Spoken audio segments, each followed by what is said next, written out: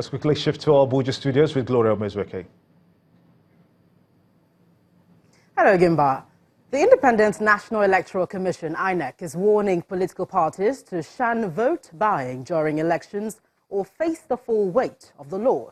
The chairman of INEC, Professor Mahmoud Yakubu, handed down the warning in Abuja at a meeting with leaders of the 91 political parties that will be participating in the 2019 general elections. According to him, the commission is ready to make scapegoats of politicians who engage in vote buying during the September 22nd, 2018 Osun State governorship election.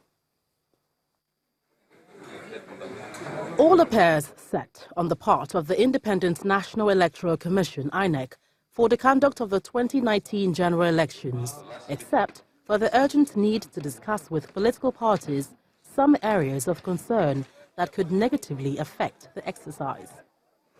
And this is a proper meeting. It is for this reason that the INEC chairman is meeting leaders of 91 political parties that will be participating in the general elections next year. Vote buying, which has recently become so brazen, is the crux of discussion at this meeting. The national chairman of INEC opens discussion with a stern warning, promising to make scapegoats of vote buyers during the Osun governorship elections. We are looking forward to the Osun State governorship election to make a very definitive statement on vote buying. We are right now working with the security agencies. We shall arrest, we shall prosecute, and make public show of how not to behave in a democracy.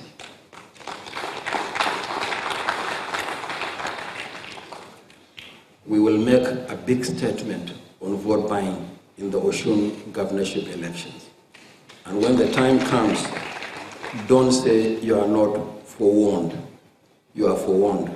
Whoever is involved, we are going to make a very powerful statement. We can't carry this menace into the 2019 general elections. Besides the menace of vote buying, the electoral umpire also warns political parties to conduct free, fair, and credible primaries in order to reduce post-election crisis, which could affect the 2019 elections. The Commission has been doing everything to improve on the processes and the transparency of the processes, such that everyone in the country now knows that votes count.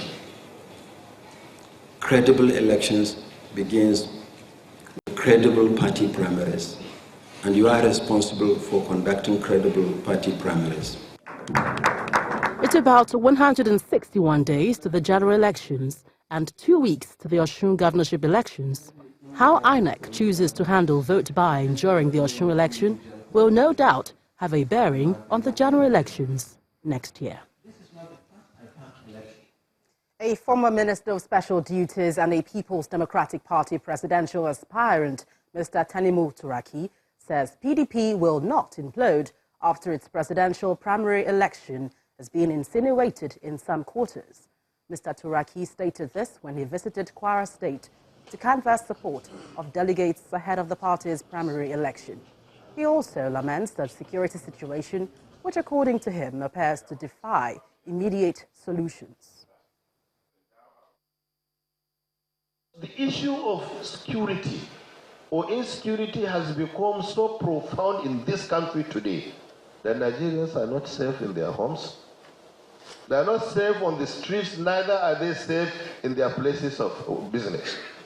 And yet we know that the irreducible minimum obligation of any government, whether it is democratic or autocratic, Your Excellency, is that the lives and properties of the citizens must be protected. Today, every day, Your Excellency, hundreds of people get killed in Plateau, in Nasarawa, in Benue, in Kogi, in Adamawa, in Taraba, as in some parts of Northwest and Southwest, as a result of the activities of the farmers and herders clashing together. Yet not one person had been arrested, investigated, and prosecuted. The Kwara State Governor Abdul Fattah Ahmed, who received the governorship aspirant, believes it is time to have a new set of leaders who will reposition Nigeria.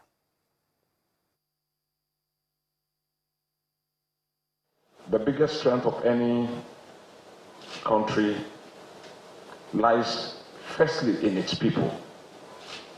And we are so endowed with not only the youths that are making up over 70% of the population, but also we have the numbers.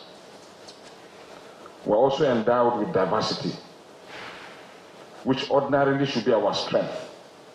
But unfortunately, our inability to take advantage of all these we have outlined have resulted in us becoming a lot more divided than we were in the past.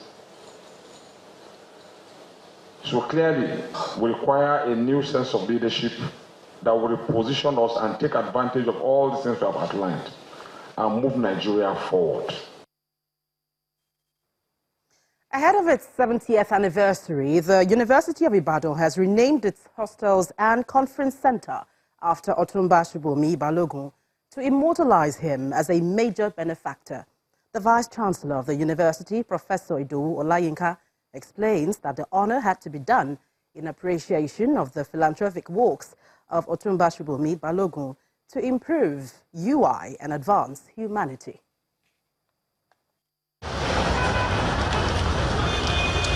The UI Hotels and Conference Center is the commercial nerve point of UI Ventures, Nigeria's premier university.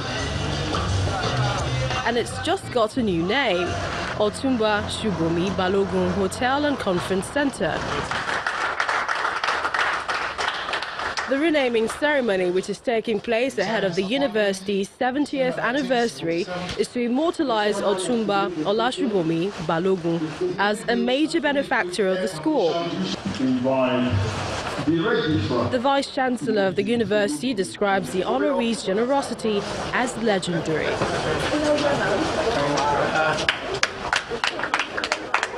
You know, it's just a part of our giving back.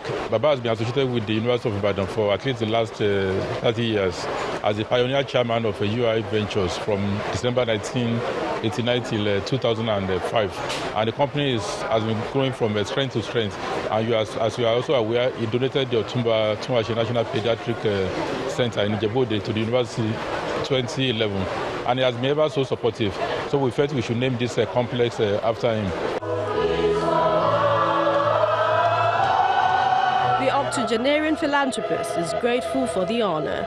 The University of Ibadan and I were brought together again to perform a human service. I want all of you to thank the good Lord for me, for giving me not just the health and the capacity to do what I'm doing. Prior to the ceremony, Otumba Balogun renovated the facility while also making long-term arrangements for its maintenance. As a major division of UI Ventures, the UI Hotels and Conference Center was incorporated in 1998 with just 72 rooms in the hotel section. But today, it has over 100 rooms and an expansion of additional 70 rooms underway. Agriculture production in Nigeria has been given a boost, with Wells Hosa Greenhouse Farms joining the tomatoes production chain following the harvest of its first produce. In a ceremony to celebrate the first yield at the Greenhouse Farms in Benin City, the Edo State capital, the chief executive officer of the company, Mr. Hosa Okumbo, said the first hydroponic technology-driven project will help provide food security and employment opportunities, among other benefits. Fresh, ripe tomatoes, the first yield from the Wells Hosa Greenhouse Farms in Benin City, the Edo State capital. These fruits are a product of innovative technology.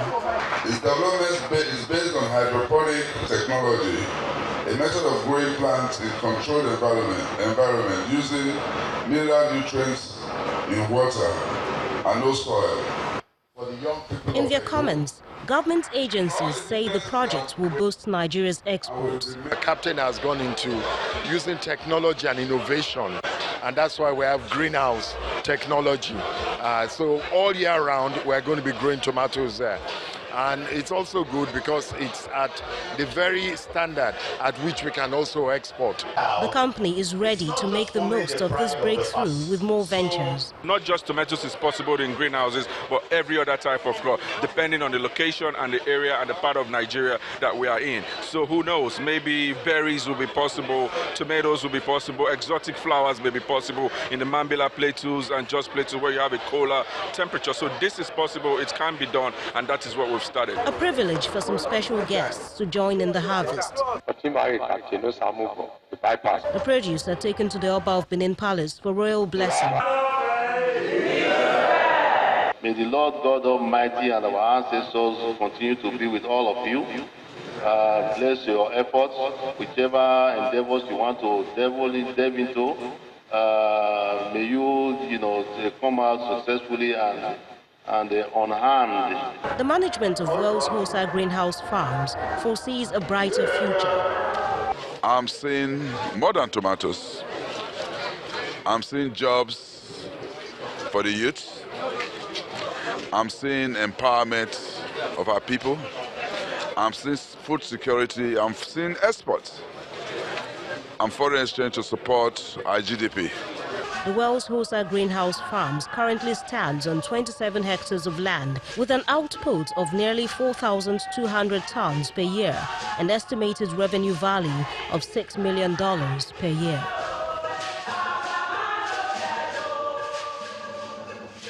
So that's it from Abuja. It's even out to Anne Nwawodo in Abuja, in Lagos, for business news.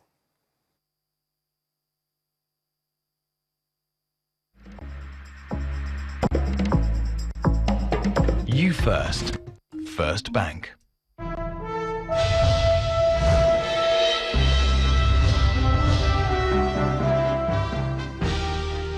Thanks a lot, Gloria. I guess I should be visiting Abuja very soon.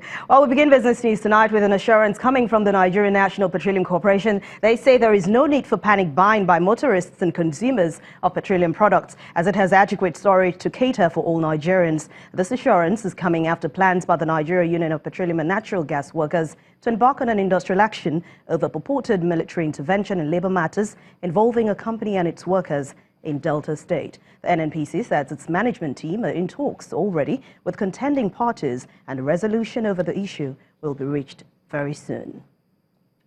Stanbic IBTC Ventures Limited, a subsidiary of Stanbic IBTC Holdings, says it has voluntarily surrendered its license as a ventures capital manager. According to a statement sent to the Nigerian Stock Exchange, the company has now applied to the Securities and Exchange Commission, which has granted a no subjection to its application.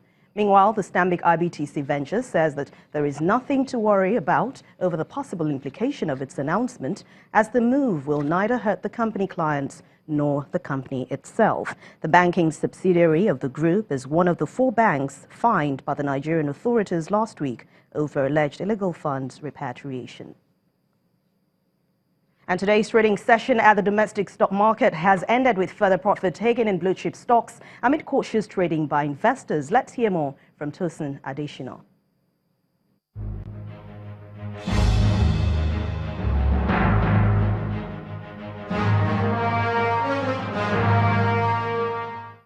Hello and welcome to the Stock Market Report. Nigeria's stock market got no respite from the sell-off which dominated 4 sessions of the first trading week of September at the close of Friday's session. Further profit taken by portfolio investor hit major components of the banking, industrial goods and the oil and gas, which led to a 0.21% drop in the main index value, currently at 34,037.91. Performance on the price chart remains negative, with 14 losers, led by a 10% decline from Law Union, against 13 gainers, also led by a 10% advance from NIMET. Total volume of shares sold for the day rose slightly higher by 1.31 million units from Thursday's session to nearly 156 million, driven by the shares of GT Bank, Zenith Bank and Sovereign Trust Insurance. That was the Stock Market Report. I'm Tosin Adeshina.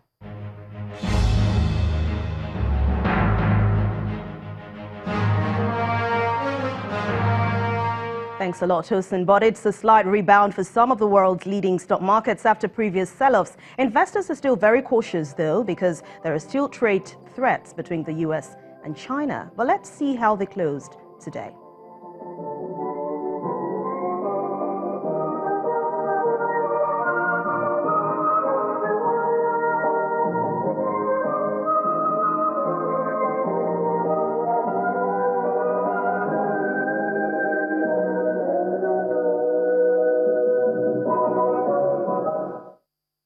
With those numbers, we end business news for tonight. Thank you so much for watching. Have a wonderful weekend. I'm Anne Nwawadu. It's back to you, Gimba.